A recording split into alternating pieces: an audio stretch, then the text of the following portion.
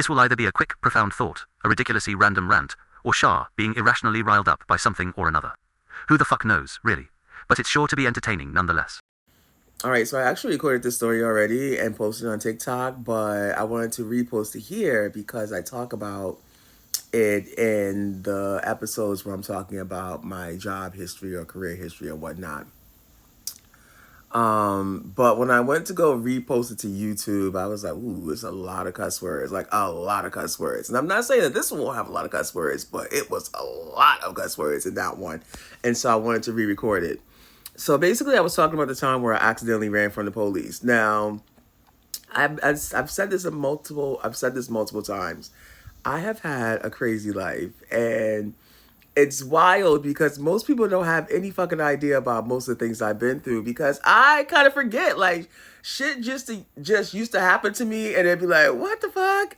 Laugh, process it, kinda, and move on to the next wild thing. And so there's a lot of things that I just don't even remember or think about until maybe someone mentions something else. I'm like, oh yeah, I forgot I did that before. And so I had remembered that once I ran the fuck away from the police. To add some context. All right, so check it. Picture it. It was 1929, Sicily. And I am actually homeless. I have been homeless at this point probably for at least 3 to 4 months. I'll tell the story about me going homeless on another video, but I was homeless, and honestly, the only person that really knew I was homeless was my homeboy. There's a story about him too, but he knows I'm homeless. And I'm spending nights in the park. Like, he and I are hanging out in the park all night. He's breaking night with me until he's tired, and then he goes home. And then I just spend the night in my truck. And that was my life for a while.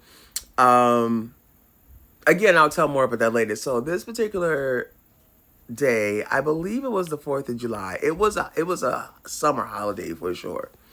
And already that day, I've been having a rough day because I was now at this point of the homeless journey. I think I had acquired an extended stay hotel room that I stayed in for a little bit. It was still some fucking bullshit, but it was better than sleeping in my truck nightly and washing up in Wendy's, which I had been doing for months. So earlier that day, I had hung out with said homeboy's girlfriend, and we went to her salon where she got like deep conditioning. Like, it was a salon in the mall. That should tell you enough. While we were there, she was like, you should get a haircut. You want to get a haircut or whatever the fuck? Because, I was homeless. I'm lying. She at this point knew I was homeless too. I forgot. By now, some people know I'm homeless. Bro, I was in the middle of doing something, but I had to stop. I had to fucking stop because let me tell you, I didn't get coffee and creamer yesterday on my grocery run because I couldn't afford it. And then today, I got a couple of extra dollars. The first thing I do is say, oh my God, I need coffee and creamer. And so I was like, all right, I'm just going to order it Instacart because even though there's a car outside that I can use, I try to limit my use of the car. It's a me thing. There's no restrictions on the car use by the car owner. It's fucking me, right?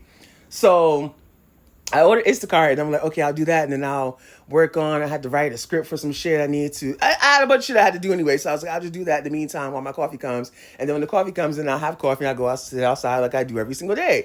So when I'm ordering the coffee, of course, I order Pete's. That's my favorite coffee, and I was splurging because I haven't had it in a while. So Pete's normally costs, for the size that I get, $17. So I saw that it was $16 at Publix, where Instacart comes from, and I was like, okay, cool. Like, it's a huge bag. That's fine. Order the shit. Shit comes. I just set the alarm off again, by the way, because I was fucking running around outside to go get the coffee off the porch of the main house. Yeah. $16. This is the $16. They charged me $16 for this.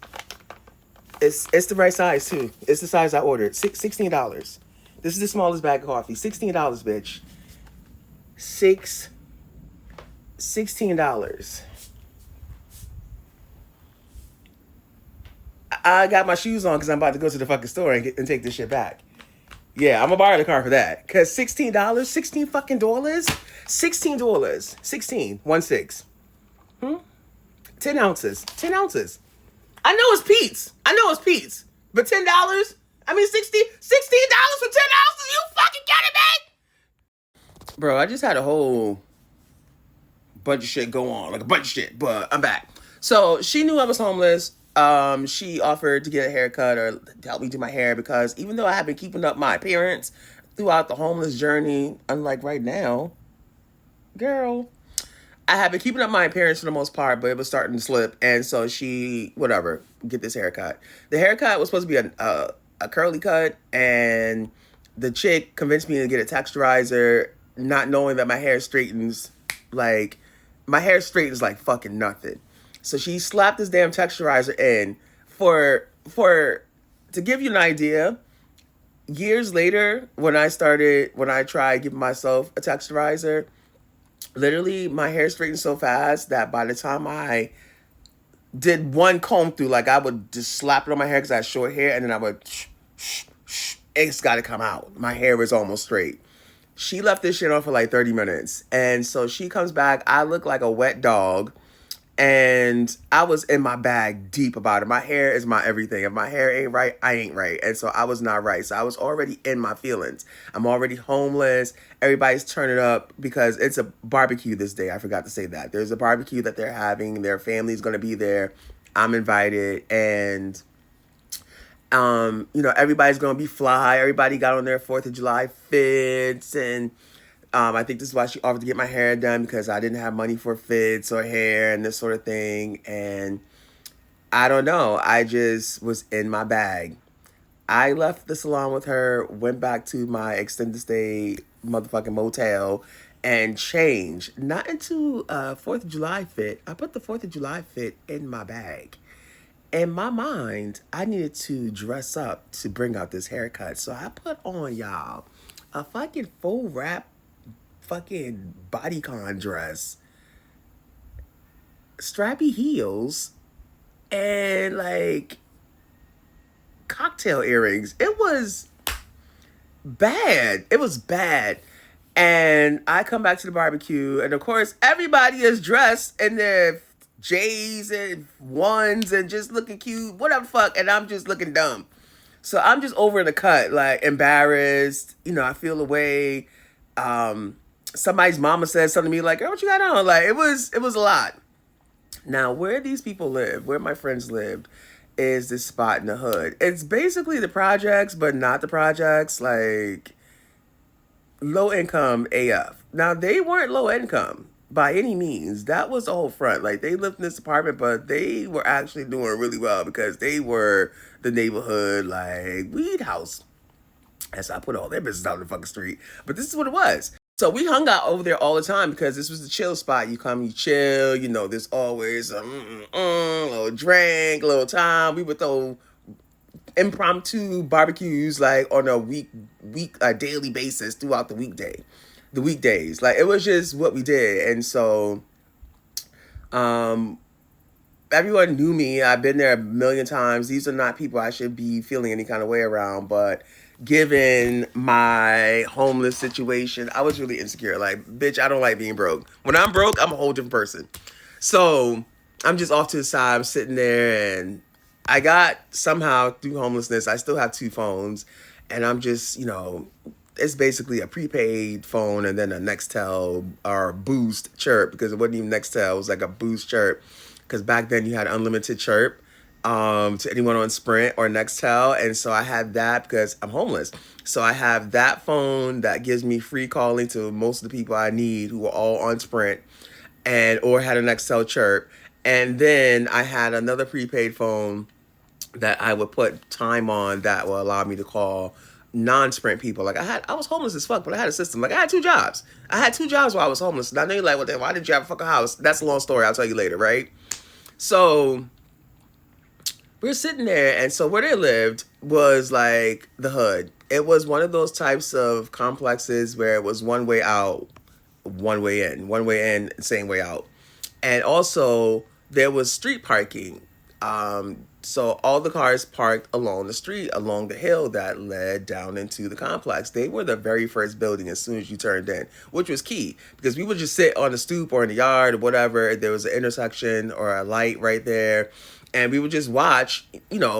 People watch. It was pretty busy intersection for where it was. It was like a corner store down, a gas station on the street, down the hill. Then right directly across, it was like a little corner store, a pizza shop that we would go to on late nights out of desperation because it wasn't that great. And then the hospital was like the next block. It was, if you're from Hartford, you know exactly what I'm describing right now. But this is where we were.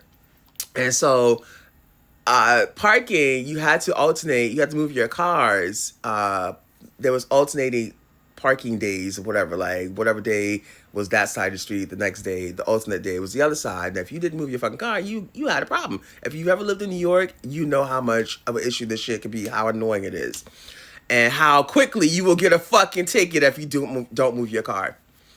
This ain't New York, but it makes me think about New York. Anyway, so we're sitting there, and because it's a holiday, all the cars are technically supposed to be parked on the side of the street where their apartment actually is. But most of us, or there's a few of us, that's parked on the opposite side of the street because we're having a barbecue. Because of the barbecue, there's limited parking, and so we were just all parked over there. But nobody was really tripping because it's the holiday, so it's not like they've lived here for a while. Like, we kind of know that we're okay. Like, it shouldn't be a problem. This is why we parked there without you thinking about it. I'm one of these people. I'm parked across the street. And we're sitting there, and all of a sudden, we see at the top of the hill, which is really right where we are, we see at the light 2 police cruisers preparing to turn in. So we're like, oh, shit, the D's. And the brother of my homeboy was like, oh shit, they coming to get y'all, they coming to get y'all, move y'all cars, move y'all cars, move y'all cars, da da da da. He's clearly joking. He's clearly fucking joking. He's making fun. But some of us people start getting up to go get their cars. He's joking. He don't know my situation. He don't know where I am mentally, right? I'm sitting there. I know this car is not registered, is not insured.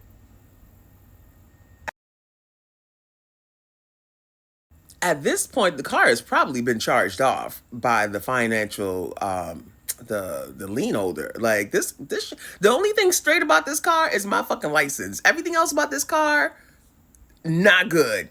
And I don't remember at this point, I don't think I have my original plates. I think at this point, by now, I have stolen license plates. There's a story about that. I have stolen license plate and put on this car. So I'm like, oh my God. This is not just my car though. This is my everything. This is my everything. So I'm like, oh my God. I don't remember. I said this particular car was my Dodge Durango. We called him Double D.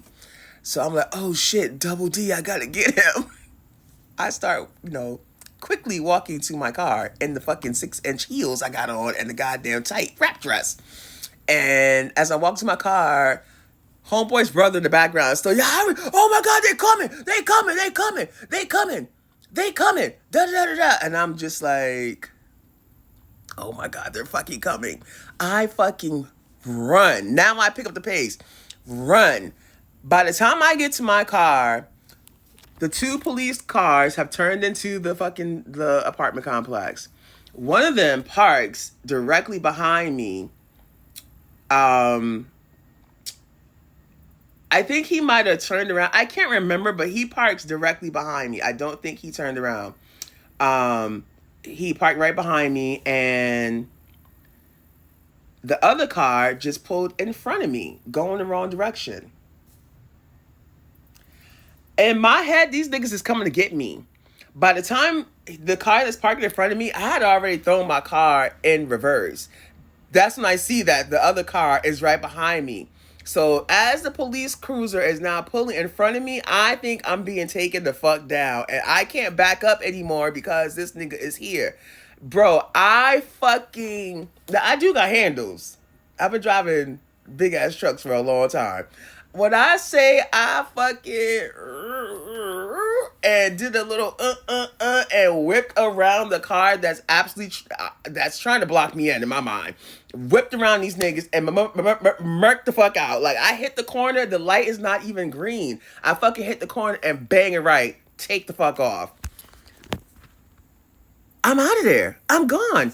I don't know what to do though. Where do I go? If I go to the highway, they're gonna be waiting on me. Like there's cops everywhere in my mind. So I fucking duck off onto fucking Collins Street. And Collins Street, again, if you're from Hartford, you know exactly what I'm talking about. I dug off to Collins Street.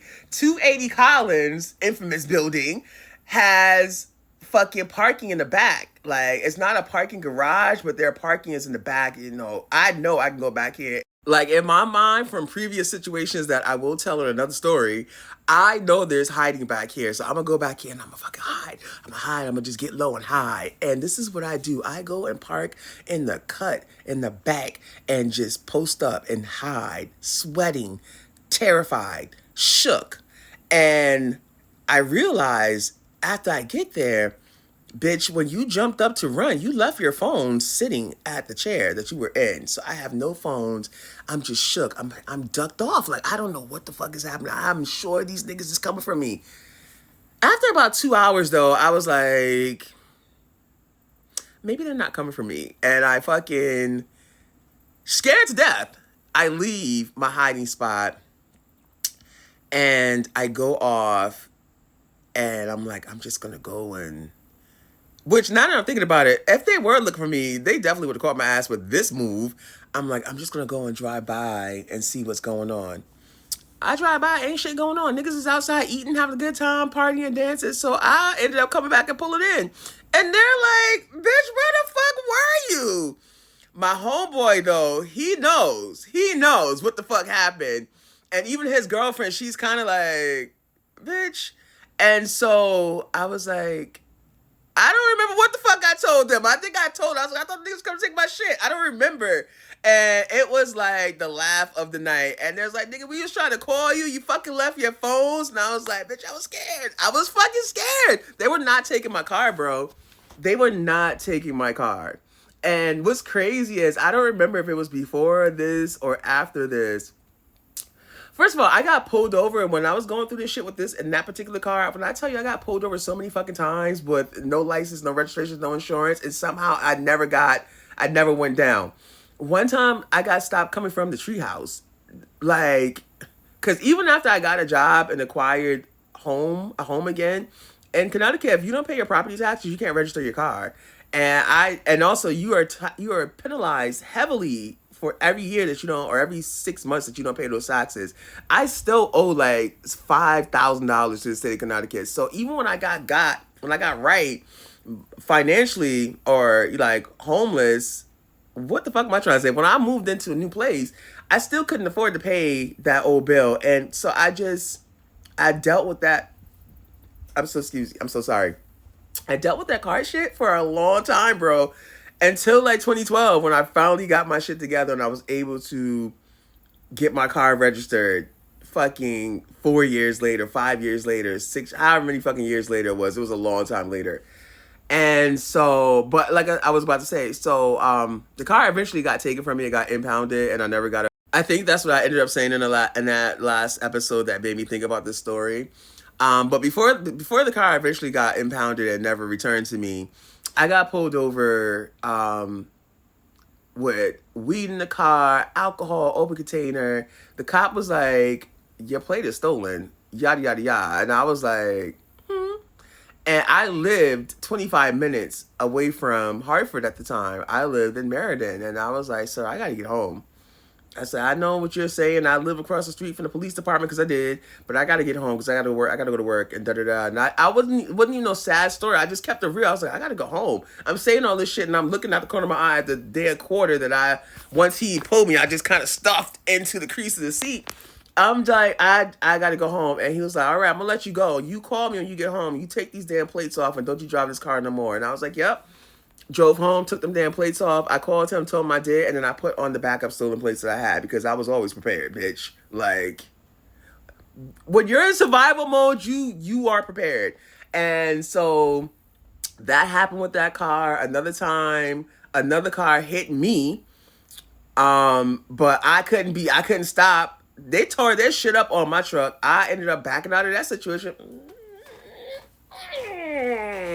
and took my ass the fuck on, got on the highway, and left the town I was living in and hid out in Hartford for fucking 3 days. But when I get on the highway to go to Hartford, there's a roadblock. Or I think it's a roadblock. So I ended up pulling off into a service, what do you call it? Service station. It's not a service station. Rest stop. I pulled up to a rest stop and plotted if I was going to try to get through this goddamn police check, if I was going to leave my car there and run or call somebody to come get me, because this is where my mind is. I ended up getting back in the car, driving through the goddamn, what ended up just being a car accident, and got to Hartford and hid out until I thought it was safe to go back home. But bitch, you can't even imagine the level of anxiety and stress it was driving that car. I've been seeing a TikTok trend where people come in and they play the mission completed sound from GTA, and it's like, whew, successfully made it back home with no license or no registration after going to the store or some shit like that. That was me every fucking day for years, bro. For years. And I can laugh and talk and giggle about it now, but back then I remember being so stressed. But it was fucking funny because, bitch, not you ran from the police. I have no record. I've never been in trouble. What the fuck? Ran from the police? Like, people who know me is like, when I tell them this, they're like, Shalana, bitch, I had to go. I'll do anything to save my fucking car. I'll do anything to save my car. And so, yeah, that was a little random side note about the time I ran from the police that were not chasing me. And like I said, even in this story, you heard me say, oh, there's a story about that, and there's a story about this. There's so many things that come to mind. So honestly, this is what this channel is for. Me to kind of just dump and talk about the shit that I don't really talk about, and things that I can laugh about now, what I definitely could not laugh about back then. Because we definitely on the way to motherfucking Publix, bitch. Because not only is the 10-ounce bag $17, bro. And I'm saying 17 or 18. But that's a lot. But not only is the 10-ounce bag like fucking $17 at Publix, but it's $15.99. Now, it's because of the sale, but the bag that I wanted, that's like double the size, I think, is less at Kroger. Now, it's less at Kroger because there is a sale on it, but still.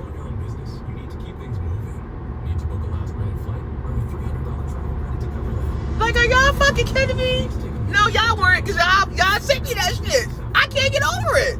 And I'm really annoyed with myself because I could have just came to the store. But no, I was being lazy.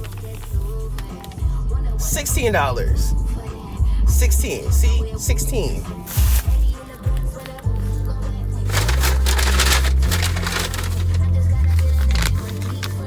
$17 or $18.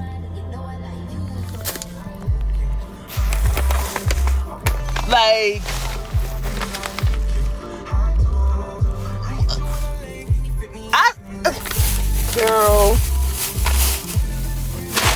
girl.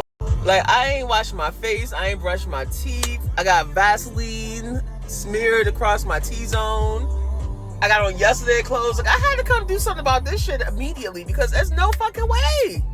It was no fucking way.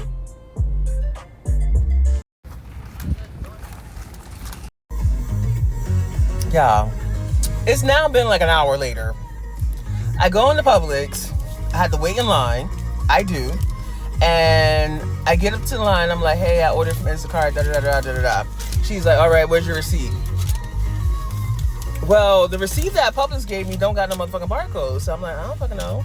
I'm showing her what I got for a receipt. And she's like, girl. So she's like, you know what? Just tap your card. I tap my card. And she gives me back this receipt. Know how it says minus $14.99? I take the receipt, I walk out. But I'm like, $14.99? That seems like a little, hold on now. I go back, look, I was charged $16.59 for that coffee. So I go back in the store. I'm like, hey, you know, listen, girl, I'm unemployed. I need my money. Tell her what's going on. Show her the cost of the coffee online on the receipt, and then show her what she gave me back. And she pulls out her calculator, does some adding, tells me tap my card again. I do. I don't pay attention. I do pay attention. I tap my card. Well, you don't see the amount until you get the receipt back. So I tap my card, she gives me a receipt, and now I see she gives me back another $1. Bitch, no the fuck, you owe me like another $2. Because what she did is she took $1. I showed her that she owed me $16.59, and she gave me the difference between the $14.99 in taxes, which is $15.55. She subtracted that from $16.59 and figured she owed me $1 and change. No, bitch, you supposed to subtract motherfucking. You know what? It don't even fucking matter, bitch. Next time, take your ass to the store. That's what I'm saying to me. Take your fucking ass to the store, cause like, was it worth it? Fuck no. Fuck no. Fuck no. I'm annoyed as fuck because, bitch, I don't got the time or the money to be running around doing this shit.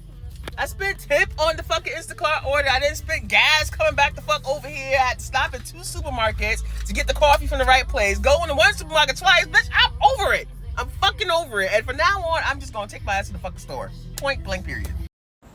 But bro, why the coffee so good, bro? The coffee so good. Oh my God. Oh my God.